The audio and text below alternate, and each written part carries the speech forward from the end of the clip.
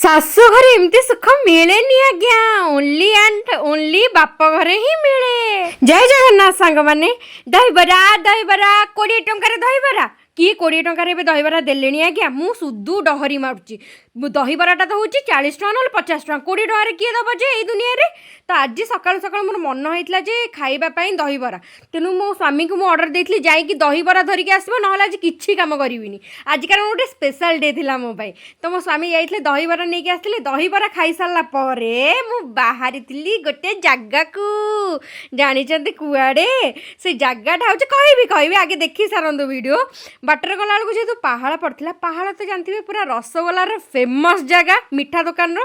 ତ ଆମେ ସେଇଠୁ ରସଗୋଲା କିଛି ଧରି ଆଉ ଖାଇ ଦେଇ ପହଞ୍ଚିଗଲୁ ମୋ ଡେଷ୍ଟିନେସନ୍, ମାନେ ମୋ ବାପଘର।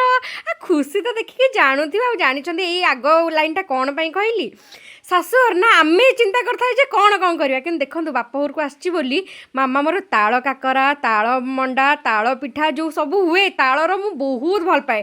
ତେଣୁ ଝିଅ ମନ ଜାଣିକି ସେ ସବୁ କରିଛି। ଆଉ ଝିଅ ମନ ହିଁ ନୁହଁ, ମୋ ଜୋଇଁର ମନ ବି ଜାଣିଛି। ଜୋଇଁ ଭଲ ପାଆନ୍ତି ଚିକେନ୍ କଷା, ତାଙ୍କ ପାଇଁ ଚିକେନ୍ କଷା ପିଠା। ଆଉ ମୁଁ କହିଥିଲି ମାମା ମୁଁ ଖାଇବାର ନାହିଁ ଚିକେନ୍, ସେଥିପାଇଁ ସେ ମୋ ପାଇଁ ପଖାଳ ସହିତ ଯେଉଁ ଆଇଟମ୍ ମାନେ ଛତୁ ଭଜା, ଆଳୁ ଭର୍ତ୍ତା ସବୁ କରିଦେଇଥିଲା।